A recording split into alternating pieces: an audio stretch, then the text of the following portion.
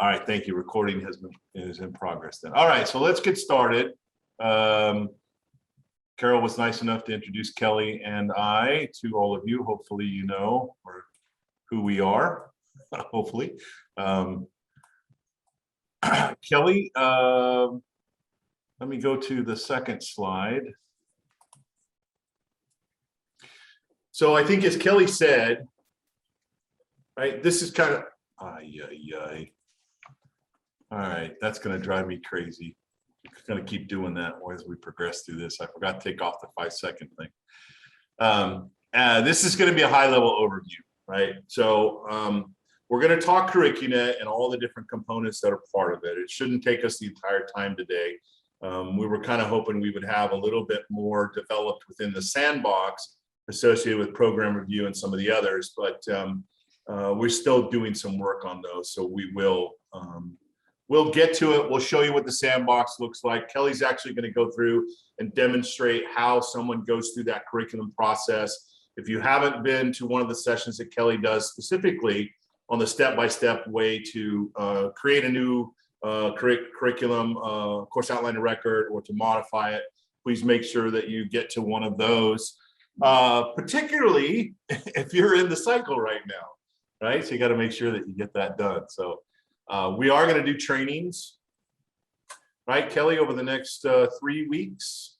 Yes, there is an afternoon flex day. I think there's still some openings at 1 in LI 207, and then we will be offering Friday the 13th from 10 to 12, and then the 16th and 23rd we will have trainings.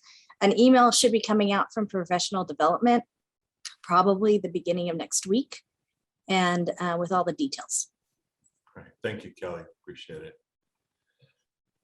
So as you can see, the platform includes curriculum module, which is completed now. Thank you, Kelly and Nylene.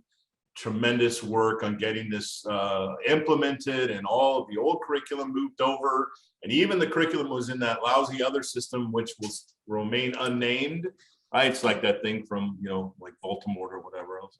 Okay, sorry, Susie. All of that's gotten done, so thank you, Kelly. You guys did a hell of a job, and we are ready to go now, and we can start our next processes. So program review, the SLO assessment, we're actually going to have a catalog that's part of it. We have the ability to do program mapping inside of this, and or use a third-party program mapper. There are ways, different ways, and we're going to talk about that as we get further along. And then eventually we're going to get to incorporating planning module into all of this. We already can do some planning associated with the program review module. So we're going to do that as well. All right. So, and this is going to change in 5 seconds. So I'm going to move it back. There we go. Now we'll stop. My apologies. I didn't fix that. So timelines. As you can see, curriculum is completed. I just mentioned that. We are currently working, Kirsten Kahn and myself are working on the program review module. We have provided the vendor with the templates that the program review committee has developed. We're starting to get those put into the system. It was dependent upon us to wait until the curriculum was completed so that we can integrate those components that are part of the curriculum module into those that are necessary from a program review perspective, right? So we hope to be completed with all of this by the end of the fall, the program review and the SLO assessment modules, and that then we can start utilizing them in, let's say, the spring of 23 to actually complete these, right? So, and then have you use them on a regular basis. So again, hopefully, so far so good though, Kelly, wouldn't you say, in terms of vendor implementation and responsiveness? Pretty good? Or Yes, they've been very responsive. They've taken our needs and our forms and gotten them into the system in a timely manner. So I think we should be, as long as we continue to have steady meetings with them, that we'll be ready to go with some pilots maybe in spring 22. Right. So appreciate that. Thank you very much. One of the things I'm really excited about is the catalog module.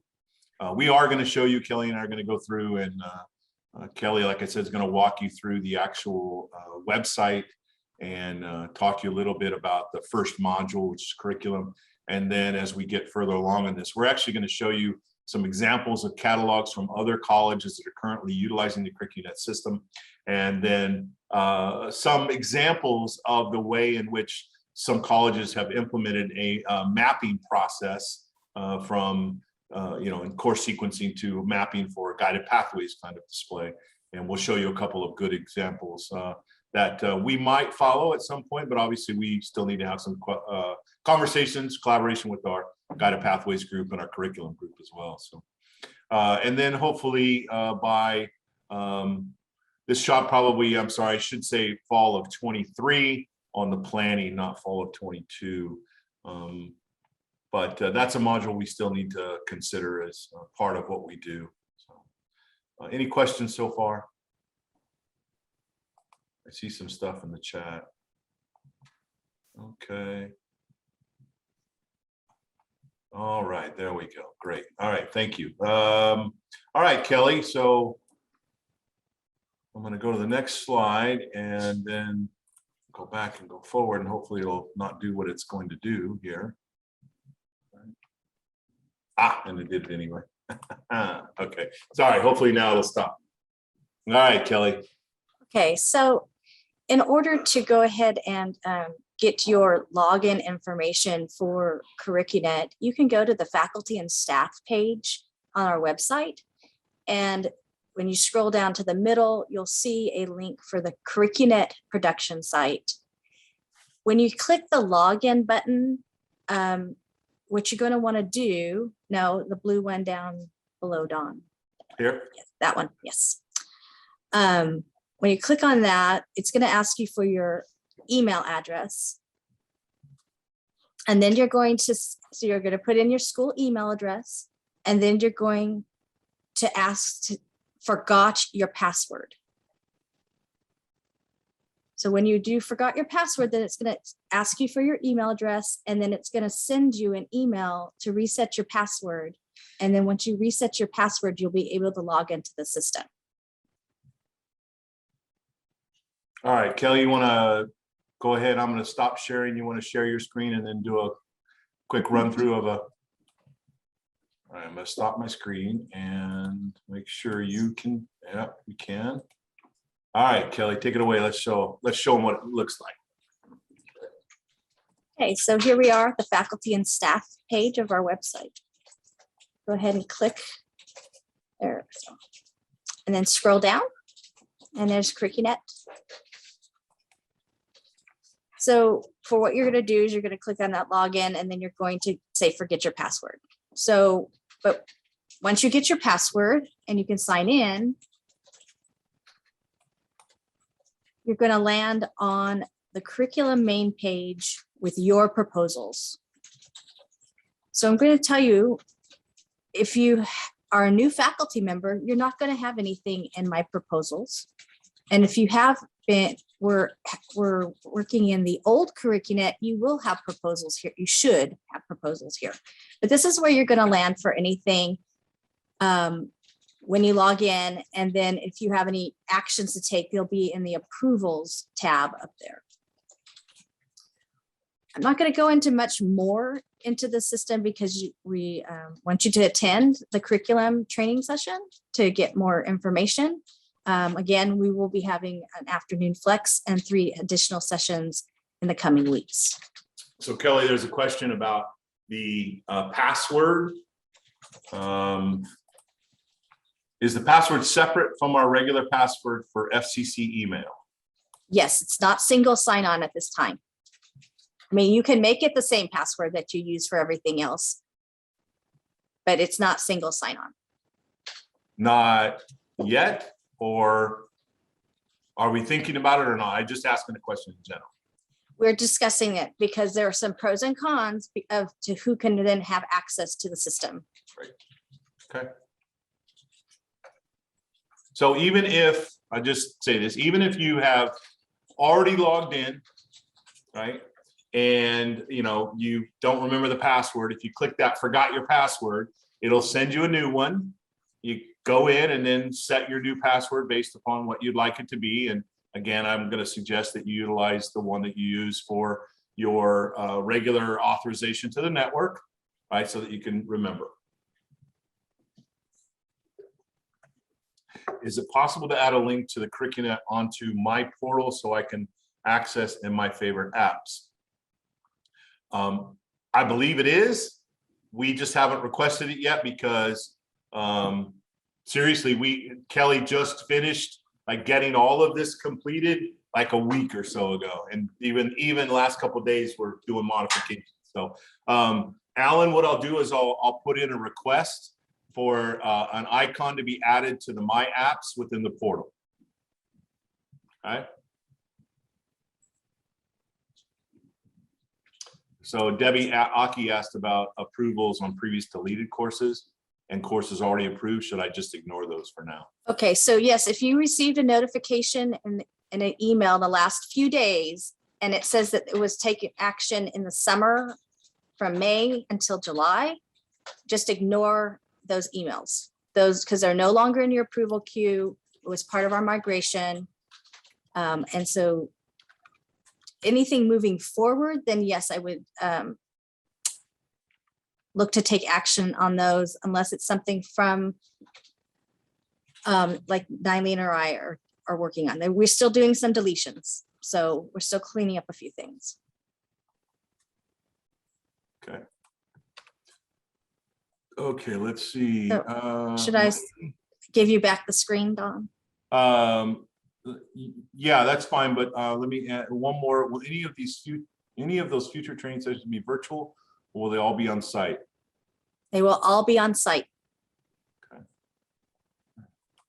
So Ken, I'd like to suggest that if you can't make one of those, you could always maybe have a conversation with Kelly about doing something for your like department or area if we needed to, something separate. Maybe it could be Zoom to do, but we'll try to accommodate, I guess, the best that we can, right? So let's see what else. Let's see, are there any others? I have a question, Don. Go ahead, Jen. Yeah, I was trying to reset the password and it says email does not exist. Please try again. I have double checked my email. There's no error. I keep trying a couple of times, it still shows.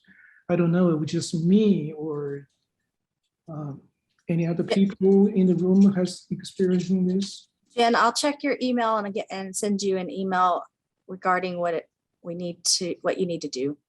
Okay, thank you. All right, thanks, Jen. Okay, any other questions or any raised hands? Oh, I see Kalisha Spomer has joined us, the famous Kalisha Spomer from the videos. Sorry, I'm teasing you, Kalisha. You did a great job with those, really appreciate it. So, okay, so Kelly, we good with that so far? Let's see, where is the date located? I didn't see a May through July date from Jessica. Yeah. Sorry, Don. It's Kalisha. Hi, Kalisha. So, I had to step away really quick. Chris said that you were talking to me. No, I was just giving you a hard time. I said it's the famous Kalisha Spomers here from all the videos. So. Goodness gracious. Sorry. We featured you yesterday, right? So I saw that. Thank you for that. No, you did a great job. We really appreciate all that you do. So thank you. Thank you. So, all right. Any other questions? I don't see any. And Ken, thank you, Ken. And I'll work with Kelly. Okay. All right. So Kelly, did you go ahead and release that? And let's go. Let me go back and share my screen. And in the interim, I think I've fixed this issue with the thing transitioning without my approval. So, okay, so let's see. All right, here we go.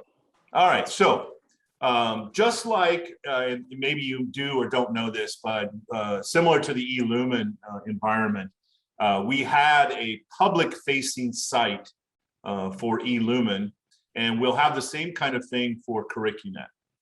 And within that public-facing site, this is a way in which you can access it. You have the ability to go in and use the public search function, and you don't need to log in, and you can search for various classes. And right now, it's got a very bare minimum amount of information that gets displayed. I think, Kelly, it's the course name, the course description, and I think a unit count, something Yes. like that. Okay, so we are working to provide more information within that public search. I don't know, Kelly, has the curriculum committee decided on what types of information should be displayed, or will it be the full COR? We haven't discussed it. I need to ask which options there are, but at minimum, I want to add the COR. Okay. Okay. So again, and not that it's necessarily important to you as individualized faculty members, but from an institutional perspective, this is one of those things that as we talk about integration and making processes easier, when requesting a COR, for instance, a person can go directly to our system and not have to ask an individual faculty member or the curriculum committee chair or any of those things. They can just go find this information because it is, of course, public in nature. And so articulation officers from other institutions can go in here, for instance. The usage of the simple syllabus platform is also another way for outside entities to be able to request certain parts of, let's say, an articulation process that they need, and they don't have to, go try to track down Jessica, Fisher, who was teaching that class, right, kind of thing. So, Jessica, your face just popped up on the screen. That's why I said your name. So, Hello. how you doing, Jessica? Good. How All are right. you? Good. So there is a public search function, and we'll talk a little bit. We're not going to talk any more about that, but I don't know, Kelly, are we going to talk about having the program reviews potentially as part of the search process within We the will have public? that discussion. Yes. Okay.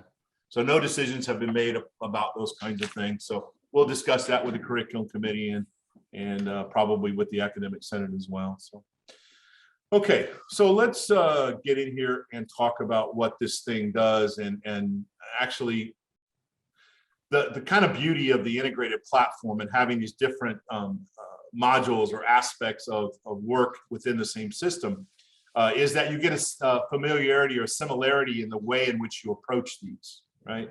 So I showed this in the other session I did this morning. There's one place basically to go. Once I've logged in, right, I go to one website, I log in, I go to this one button here up on the right-hand corner called Create Proposal, right?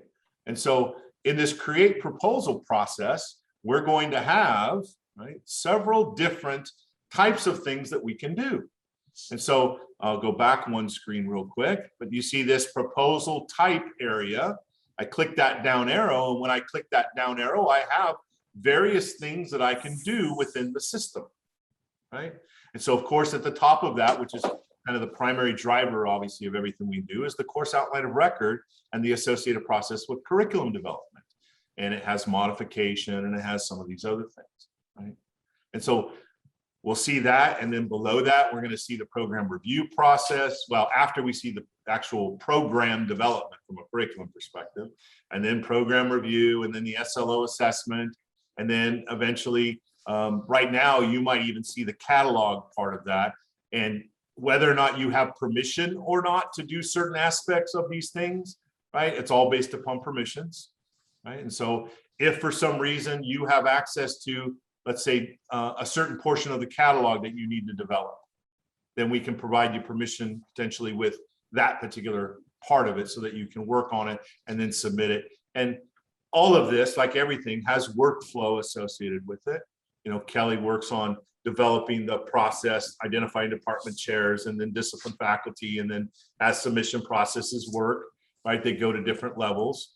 And Kelly, how much easier is this one to use than the other one that you've been using? Like 1,000 times easier. Big old softball question there for you, Kelly. I thought you were going to jump up and down and turn around in your chair over there. Oh, Yes. We love the So- system. We love the system. The Office of Instruction loves it.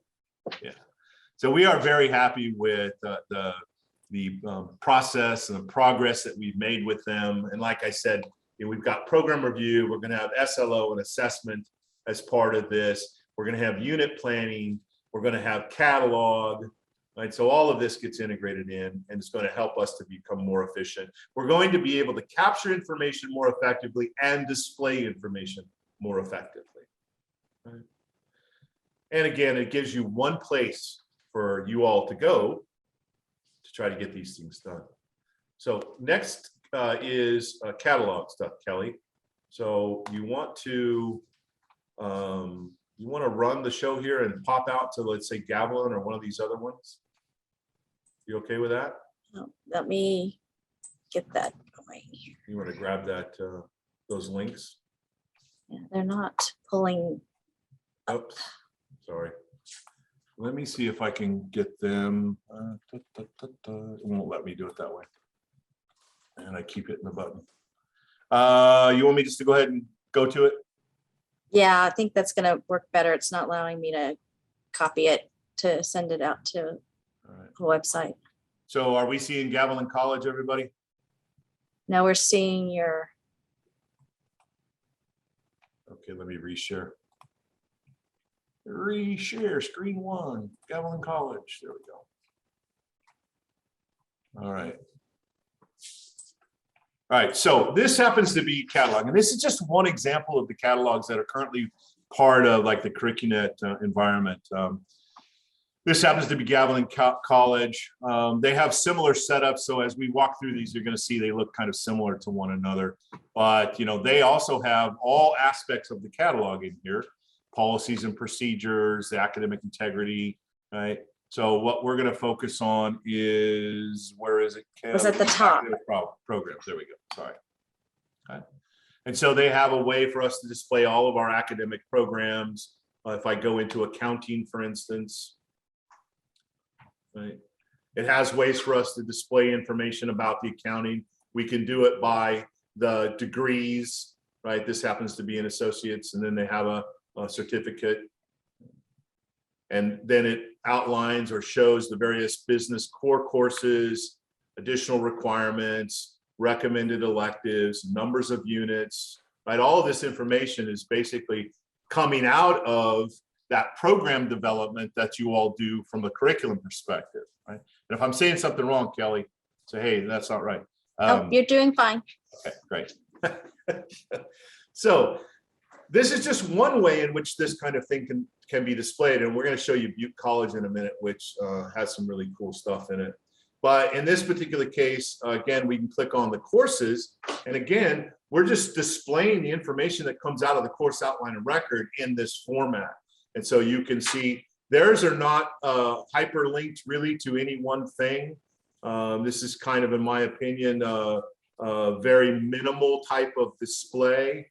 We're going to show you some others here in a minute that would actually let you go in and make some choices as to, let's say you need to choose an elective from area A or a course from area A. You click on area A and it drops down and it shows you the courses in the area A, for instance. And we'll show you that in just a second. So here's accounting, for instance, and let's look at fire science.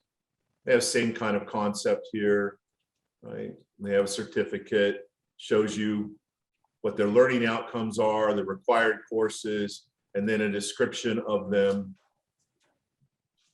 right? Pretty bland, plain, right? But let's try Butte. So here's another one, right? So this happens to be the Butte catalog.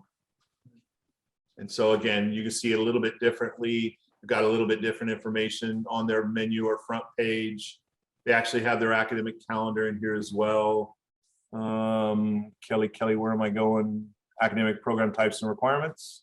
or No, I programs? think Which it's one? right underneath that. Yeah, Programs. programs. And so they actually are displaying those similar to what Gavilan is. If we look at, and they have them all of the certificates and the associate degrees, everything is all shown. So let's look at accounting, their AS degree. And then some information about the program, and then suggested course sequence for majors. Again, we have the ability to define and shape, style this the way that we want to as an institution. Right. Let's go to, I think, Kelly, you want to look at the one that is from their website Yes. and show that. Well, one? that's going into mapping. So I don't know if you want to talk about that now or you want to wait till we get to that Yeah, slide. kind of mapping's next. Let me see if I can grab the, let's see if I can grab this one. Well, 1 second, I'm gonna see if I can get the other website to show up. Come on now. You don't have to interpret that, Mercedes. I'm sorry, I do that every time to you. Okay, so Chaffey College. Let me share this one. Here's another example. Okay. So this is the, can you see the Chaffey College one? Yes. Kelly? Yeah, okay. Yes. All right, so here's the Chaffey College, and you'll see that there is a slightly different. I went directly to their International Business AS degree, for instance, and so you see a description, you see it's all lined out, what the courses are, this kind of thing, and then they have an academic map. Now, I mentioned this because this particular mapping product that you're seeing is based upon the Bakersfield mapper, and so this is what I was saying before. You can actually integrate other kinds of tools into what currIQūnet is storing for us related to the curriculum, and then display that information within this context. And so you can see this happens to be the mapper. This is just one way in which we can show this. The next slide I'm going to talk about is about mapping anyway, so why don't we just go ahead and start talking about mapping. And so you'll see in this case, if here they're different colors, there's a green one and kind of a purple one, has the terms, the total units, right?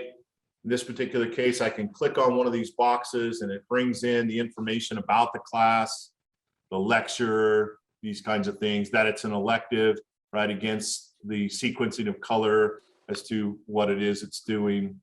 Right? There's just one way in which this can, and then they've integrated in things like the salary for that particular degree, the growth, the number of careers. And we're looking at doing something very similar to this, I think is my understanding, with the EMSI data, where we're going to bring in information about job potential and salaries and these kinds of things. And so again, the idea here is this integration is going to help us to be able to manage all of the different aspects and to display them correctly so that students are able to get information. So, all right, let me let's go to the Butte one. Okay, and we want the Butte College one, right? Yes, you want their main page. Yeah. Let's see if it'll come up this way. There it goes. Okay. So we're and can you still see that? Yes. Okay, so we've just gone out to Butte College. Kelly, you wanna walk through this and Go ahead and go to academic programs. okay, top, so up here on top, academic programs, and then go to all programs. all programs. And then let's go down to, I think, Administration of Justice ADT. So that second Administration of Justice, that one, yes. This one here.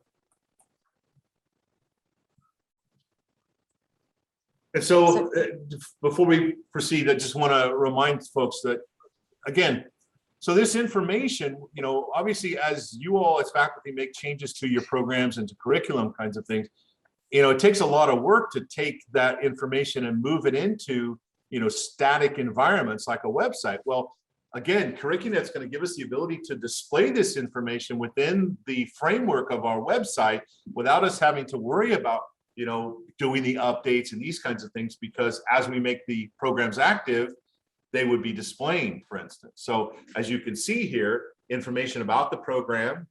I don't know where the contact information is necessarily coming from, but we can talk about how we might be able to integrate those types of things. Sorry, Kelly. Next. Okay, so they're on this page, they're just giving you the program requirements. If you scroll down a little bit further, Dawn, this is just like your normal catalog description of the program in this lower half. And then their example of mapper, well, it looks like, go ahead and click on one of those, Dawn. We don't think we explored that yesterday. So this is, it's nice. It's giving you the catalog description and the hours and where it's transferable to, and advisory or prerequisites in the screen. So that's really nice. But if looking at the mapper, which is right there, click on that, Dawn. You scroll down, and as Dawn was saying, in this scenario, you can see where the core courses are. And if you have a CSU area that you're looking for, you can click on that and it expands and provides you with a list of each of the courses that are in that CSU pattern. So this is just, again, this is another example of the possibilities for currIQūnet. We have not decided on which format we wish to go, but these are examples of things that other colleges are doing that we may want to mirror.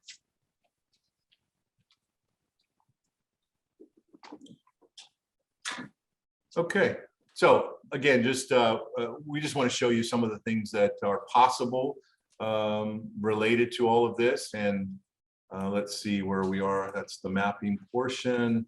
And that, let's see. Okay, I want to show this next one as well. So let me go ahead and share this back. Let's see here. Share the screen. I want to share that screen. Okay. So this happens to be just, are you, Kelly? You can see it? Yes, we can see it. So this just happens to be a way in which this actually, I think is Santa Monica. It's actually Santa Monica. So one of the nice things about, having a system like this is that you can actually put in like icons. So in this particular case, you can see they have an icon for what they call a gateway course. And then they have one that's approved for distance ed, right? And so you can see that within this first semester sequencing of the courses. It's a little bit out of alignment, but that's probably due to the fact that I did a screen capture on it. But you can see total units, for instance, for each of the semesters. This is just one example of how Santa Monica is doing it. And then let's see, right?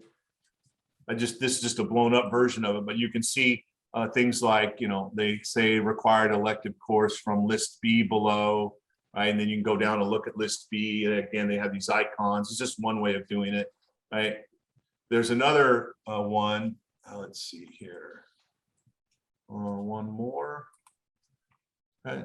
So here happens to be another college that has a way of showing or displaying, and I'll show you what it looks like in their actual display. But they created a way for you to see what each of the little icons meant, and they happen to be color coded, right? And so you'll see that then when they actually display them, right, the students can see different aspects or understand what each of these values are here. So again, these are just examples of ways in which both from a catalog perspective and then from a mapping perspective, we could be displaying the information. We can do it with icons, we can do it with drop-down boxes, we can do certain things on the website, and in the catalog, it's not going to be as dynamic in the catalog as it would be in the website, for instance, but right. So these are all things that we can be doing with having a system that allows us to be able to pull information and place it into other things. Do you have any questions at this point? Sorry. Let's see. Hi, Don, it's Susan. Hi, Susan. This might be an obvious answer, and maybe it's been mentioned before. I got in a little bit late, but who actually does all this entry of this information? Does that go through the curriculum committee, or is an individual instructor putting this in? And is there a check system as to how accurate the flow is? Kelly, you want to answer that? So Susan, clarify for me, for which piece are you talking about? Whether that is a course, whether it's a whole program, any of it. Any data entry that is then put into this academic mapping system. So the academic mapping system will probably be input by the Office of Instruction after the faculty and their counseling lead develop that mapping, and then we'll put it into the system.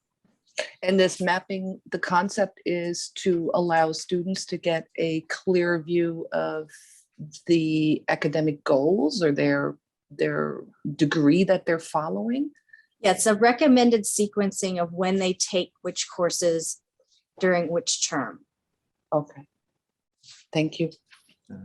So Susan, one of the things that, and I'm glad you asked this question, because it's always a problem when you utilize static systems, for instance, to be able to input data. Every time they change, you got to go in and change that. If we're using dynamic ones, like in this case, you as faculty, you're making your adjustments to your course outline of record, you're making that active. I can then take that information from the database and move it into and display it in other ways. I'm doing it with simple syllabus, for instance. As I get a curriculum, a link into currIQūnet, your outcomes, objectives, the other kinds of things, I can feed that into simple syllabus. We can feed it into the website. We can feed it into the catalog. We can feed it into whatever we want to be able to feed it. And we know that it's accurate and up to date because, for instance, the curriculum committee, they've approved it, right? And it's become active, right? So yeah, it seems like, you know, we're going to say you as faculty got to learn how to do this in the website. No. We're gonna make sure that we're developing systems that allow us to be able to do this in a much easier way than we're currently doing it. So gotcha. Okay. Okay. Thank you. Yeah. No. Thank you. Thanks for asking. So I'm basically done. My last slide just had to do with unit planning as one of the last parts of this. But Kelly, anything that you'd like to add, or I missed, or things you want to emphasize? No, I did see some stuff in the chat. I do want to state again that the emails that you received in the last couple of days as part of the migration, and you do not need to take any actions on them, and you can't because they were in your queue for like 5 minutes and then we approved them. So you shouldn't have to worry about anything that said that it was done during the summer or any deletions, because we are still doing some deletions. But if you see something that is a modification moving forward or a new course moving forward or program, then that you should go ahead and take action. Okay. Any other questions? Will there be some kind of course where we kind of start from the very beginning? Because a lot of this stuff, I mean, I'm brand new full time, so it just completely went over my head. And yeah. So, yeah, the only module that's actually working right now is the curriculum module. And there will be 3 sessions after today there'll be an email sent out telling you when those sessions are. If you cannot meet during those 3 sessions that are in the future, then you can contact the Office of Instruction and we can make arrangements to do, one-on-one training or a small group training outside of the time frame. Okay, so with my 10 approvals that are waiting, I'm staring at, again, you're saying don't do anything, but it's asking me to take action on them. Are you logged into the system and they're asking you to take action, or is it an email asking you to take action? I'm logged in and that's the action. Okay, so we can discuss outside of this. So Sure. I'll have to go see what, there are people, I did have a session this morning and some people may have actually launched something that is going through our curriculum committee approval process this semester. So Kelly, are all of the faculty within the discipline part of that particular workflow? Is that how that works? Yes. So one person can start a proposal, but every faculty member in that department will receive an email once it has been launched. So even if you hadn't, Emily, in this case, if someone else had, then you end up seeing it. So I suggest just having a conversation with the other discipline faculty or the department chair. Okay, cool. Thank you. And I appreciate that you are new to us in a full-time position, but we will provide training, right? And we do. So, okay. Sweet. Yeah, I want to develop some new courses too. So yeah, I really need to know from the get-go how you start off. So thank you. Yeah, make sure you attend one of our trainings coming up then. Perfect. Okay, so any other questions? Let's see here. Anything else? Just quick one, Don. Yeah. Yeah, I just want to ask Kelly. Kelly, so are we able to build curriculum this semester for next semester? Is that one of the things that's working? Yes, that's the only thing that's working. Okay, perfect. Real good. Thank you. That was all. Thanks, Don. So, okay, Nancy had a question about how soon after program review we'll be doing curriculum review. So let's assume that you do your program review in fall of 21, right?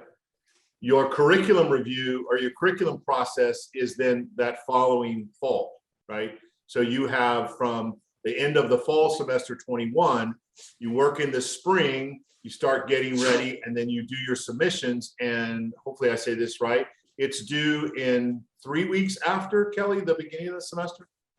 Or So if you were doing program review this semester, you will be doing curriculum review fall of 22. And we will send out, trainings information in the spring of 22.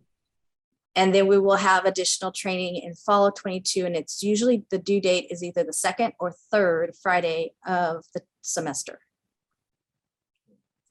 And I think if we're finished with that question, Colby has his hand up. Yeah. Let me ask Nancy. Does that answer it for you, Nancy?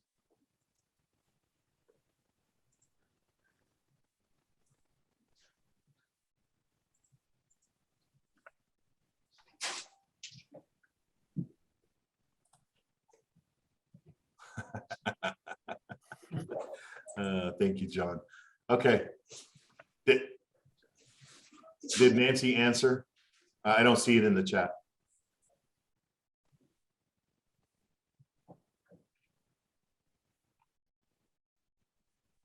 Okay.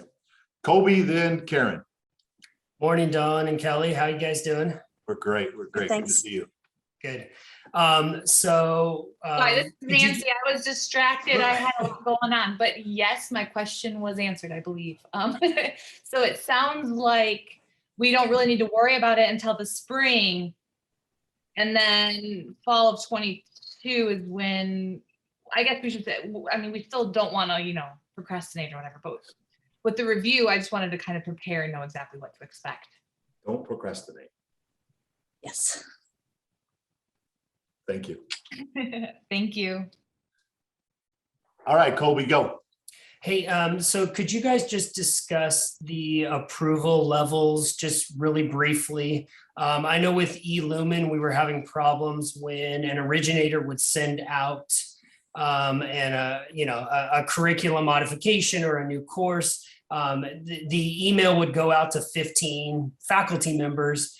And once one person approved it, you couldn't go in and make comments or do anything. So how are we adjusting those approval levels now? Or is it still going to be the same situation where the first person makes a comment and then it just jumps to the next level before anybody else takes a look at it?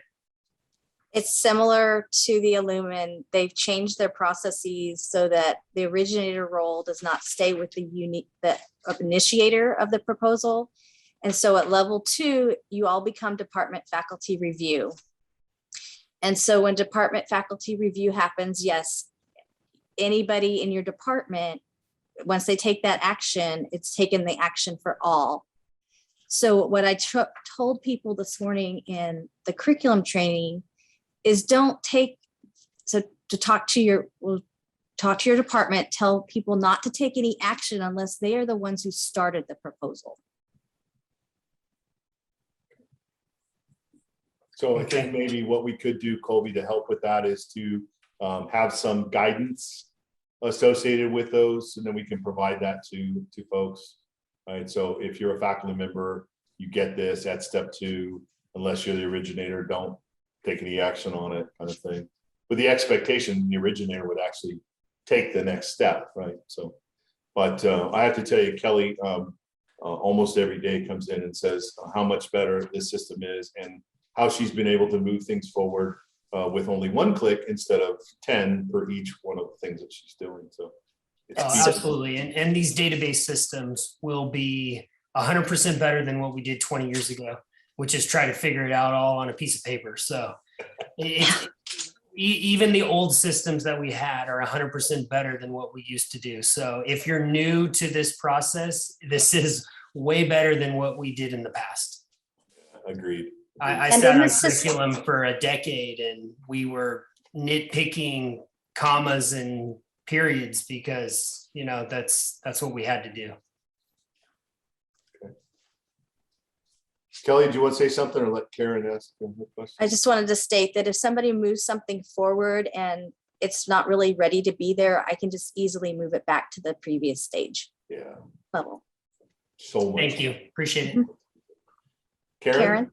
Actually, that was part of my question. I remember in the old currIQūnet that if the department chair did anything, no one else could do anything. That was it, would move on to the next person. So what you're saying is the originators should just wait until everybody looks at it and then makes their approval, or how's that going to work? Okay, so again, in the system, so at the level 2, the only required role is the department chair. So if the department chair does take their role like the day after you submitted a proposal, it will move forward to the next level. However, at that level beyond the department chair, you can still edit. We have several areas where you can edit. There's for the department faculty review, there's 5, I think it's 5 levels that you can edit at. Yeah, I used to make that mistake all the time as department chair. And I just also want to say thank you to you and Nylene and anybody else that's been inputting all this information, because I know there's a ton. And I know that I'm looking at ours right now, and I know that it's not all there, which is fine because we're not going through curriculum yet, but wow, what a job. So thank you so much. Okay, so if you found that something's missing, please send me an email. Sure. We think we have almost everything in there except for some deletions. Okay, I'll do that. Thank you. Thank you. Thank you. So what about somebody, Kelly, who has kind of like all the roles? They're like the originator, they're the discipline faculty, the department chair. Do they have to do it like 3 times or just once? Well, the role that is required will move it forward. So they should just do the role that's required, which is the department chair. Okay. All right, cool. All right. Any other questions, comments? I don't see any other hands raised. Kelly, any last words, Kelly, before we say adios? I don't think so. If you have questions, concerns, email, call, we're here. We are trying to prioritize the people that are doing the curriculum reviews for this academic term. But if you have questions, just get in contact with us. Okay. All right. Look at that. Hey, Tipo, how's that? 15 minutes. More than 15 minutes. All right. I hope you all have a great day. Thank you very much. If you need something, let us know. Bye. Thanks, Don. Bye. Thanks, Kelly. Bye. Bye.